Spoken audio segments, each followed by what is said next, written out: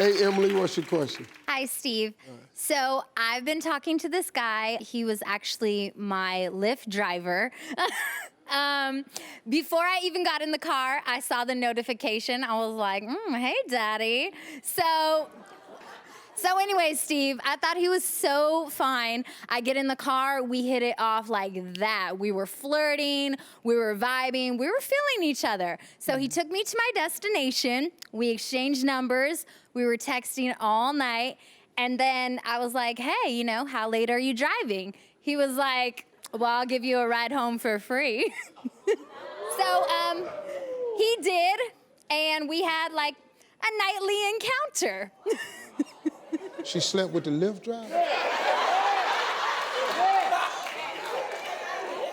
We've been actually hanging out a lot since then. And you can't really, help how you meet someone. That's just how we met.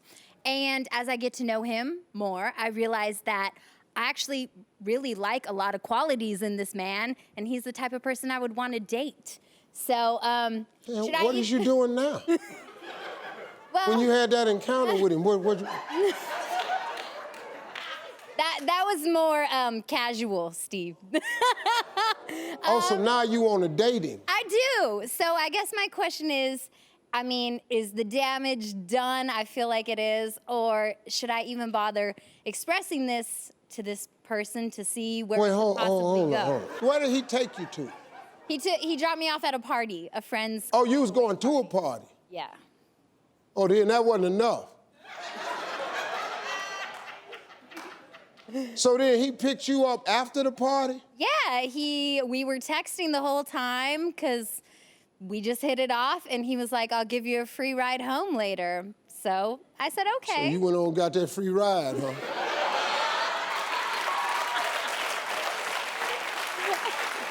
How long y'all been seeing each other? It's been like a few weeks. So now what you want? You want something more? Yeah. So now you say you want to start dating him. Yeah. So let me ask you this, though, because maybe I'm not understanding. So all these times y'all been seeing each other, what is that? A booty call, a hookup, I don't know. Okay, he ain't took you nowhere. Oh, he don't take you nowhere. Oh, you ain't went to dinner or no movie or... Oh. So he just go over your house. So now you want it to be more. I would like to, but I feel like the way that it happened is probably not gonna happen because... Well, you want him to see you differently. Not only in that way. But that's the only way y'all been. True. By how many times this been, Emily? Like a few, like once a week, a couple of times a week. So you want to ask him? I want to ask him like, hey, can we do something outside of my apartment? For real, like, are you open to that? Can we, like... you have the right to request this because he's been in your house, is what I'm saying. Okay. And you've been in his car.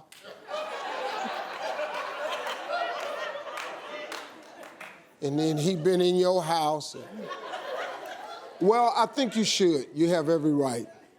The next time he calls, this is a slick way for you to attempt. You know what? I'm sorry, but I really think I've played myself because I really found you to be a really nice guy, and I think I've just put you in a really bad position because a guy like you I would really like to date, and if that's not what you want, I don't want to continue doing this to myself or to you. I think you should try it that way. Can I give just a suggestion? Yes. Slow down a little bit. Take your time. Let's make a man walk the dog. The key for a woman is to make a guy walk the dog. You don't just come in the house and get to pet the dog. You got to walk the dog. Every man in here will walk the dog. Every man in here will climb the fence, no matter how high it is, to get to what he really wants. Every man in here will do it. But your fence can't be this high. Because if your fence is this high, a lot of men gonna step in your yard, play in the grass, and step right back out. But if you make your fence 12 feet high, when they get in your yard, they have a tendency to stay there because it was a long climb over the fence. Just try to remember that. We'll be right back. All right, everybody, welcome back. Listen, it's that time again where we give it to you straight with no chaser up here. I've got my panel of women who are ready to tackle everything from love to relationships to just everything. It's just time for some straight talk, that's all. First up, she's back. She's been here several times. I absolutely love her. She's a sexologist and a relationship expert. And be sure to check out her limited edition Crave necklace line. Please welcome Shan Boudreaux. Next, we've got a panel newcomer. She's a TV personality and host of Nightly Pop, airing Mondays on E! Please welcome Nina Parker. And finally, she is absolutely no stranger to the show, but it's her first time joining us on the panel. She's a TV personality and an entertainment reporter. Please welcome my girl, Adriana Costa. Hi, Steve. All right, so let's get started with our first topic. According to a recent study, your meanness friend may be the friend you should keep around. Your meanness friend. They concluded that people who insult their friends aren't necessarily mean-spirited, but they just want their friends to benefit in the long run. So ladies, in light of this new study, how do we know who to cut and who to keep? Is there a line between being brutally honest and just plain brutal? Wait, can you cut a family member? Seriously, I would cut my mother. No, I mean, no joke. My mom was my mean friend. This your first time on the panel? This is my first time coming straight out the gate. And you gonna cut your mama? I can tell you, my mom gave it to me really tough over the years. She was super critical from day one. I think I came out and she was critical.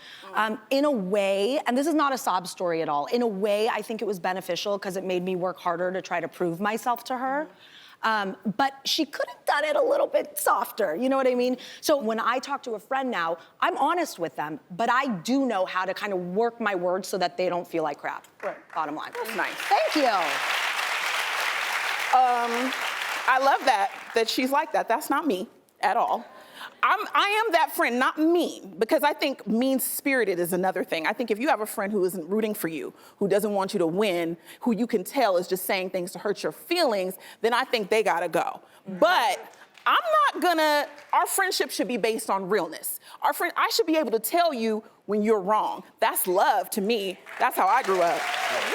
The one time I didn't, I regretted it because I had a friend who was engaged and she was with someone that everybody else was like, we don't like him for her, he's not good for her, and I just didn't want to mess up her happiness and I just held my tongue.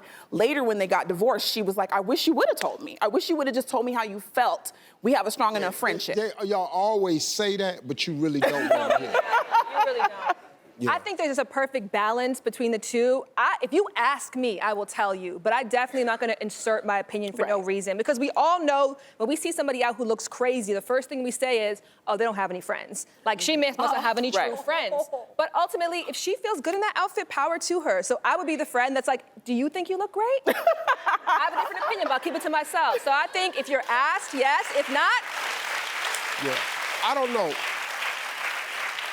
I think men overall are a little bit different.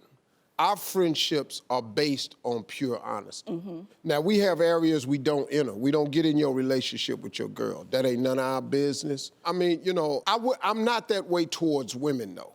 I will not be brutally honest to a woman, not even my wife. You know what I mean? If my wife asks me something, and I think it'll hurt her, like how she look in something, which is usually pretty fly anyway. Right. For me to go, hey, you shouldn't wear that, is like, now she's got this pair of pajamas that she has like 4 pair of that I can't stand.